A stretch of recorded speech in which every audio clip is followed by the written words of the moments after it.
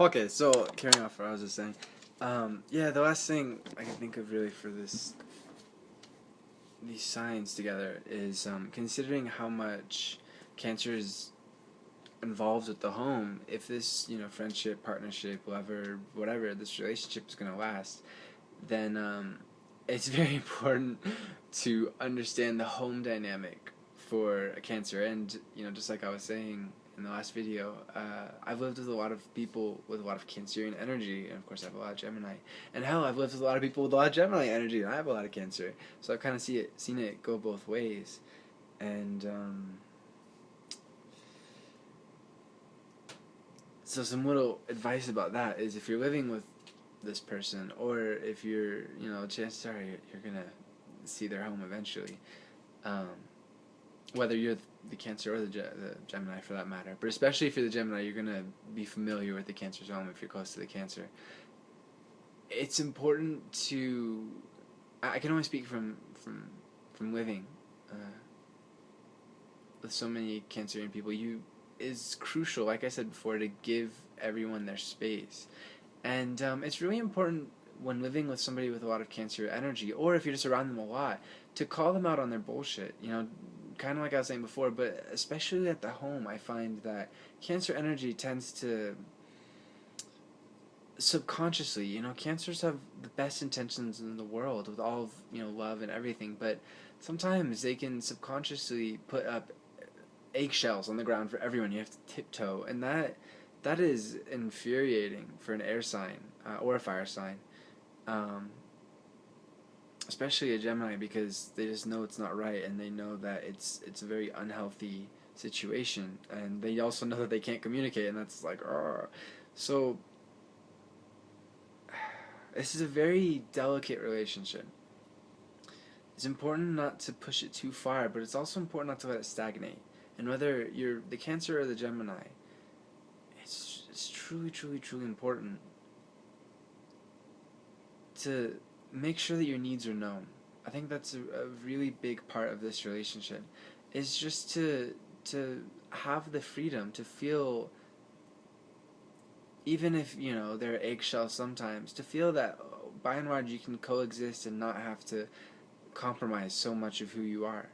And this goes both ways.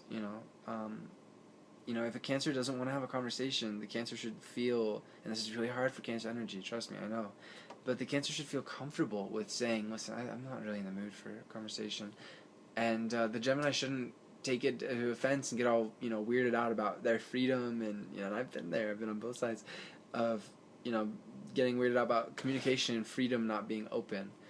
Geminis can very much overreact. For all of our logicalness, sometimes, obviously, as human beings, we get it wrong. And as air signs, when we get it wrong and we still think we're right, that's a challenging situation. It may not last too long, because air signs are open to, to perspectives and listening and to reasoning and whatnot, but it can definitely, certainly, absolutely happen. And if you're the Cancer on this end, of a Geminian friend who's just acting really anxious, I guess you could say, or who's just really easy to snap, then you should, for this to be a healthy relationship, I really recommend that you get it to, again, where communication is clear between you guys. And, don't shut off right away if they snap, but tell them in very firm yet still gentle tones of, no, that's not okay. You can't treat me like that, or you can't say that, or that, or that. The more I find in this relationship in general, the more the Cancer tries to be logical, and the more and understand where the Gemini is coming from, and the more that the Gemini tries to be emotional. And this is very not intuitive for these two signs, but it's such a huge step up. It's a huge progress. It's huge progress for both of these signs to be able to learn from each other and pick up, sensitivities, thoughts that they didn't have before. And to be able to coexist, they need to have that understanding of each other, or else it's just going to be a shit show. But no relationship is doomed to failure. And again, any relationship, no matter how challenging it may be, has its beautiful rewards to bear fruit that no other relationship could. And with this relationship, the understanding, and once that's established between the Cancer and the Gemini, these people observe and understand everything. And between the two of them, they make amazing, amazing results, and they're an amazing team. And they benefit each other to a huge degree. Truly, I'm blessed. I'm so blessed to have the Cancers I have in my life, and to have the Geminians in my life for my Cancer. It's a very fun back and forth energy. And it's challenging sometimes, certainly.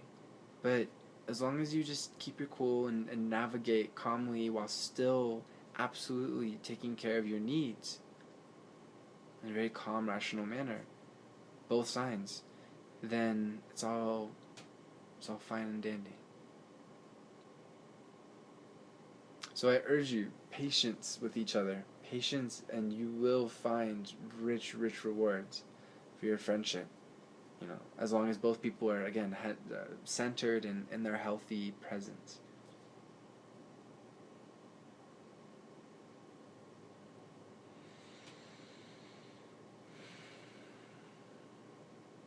Yeah. Namaste.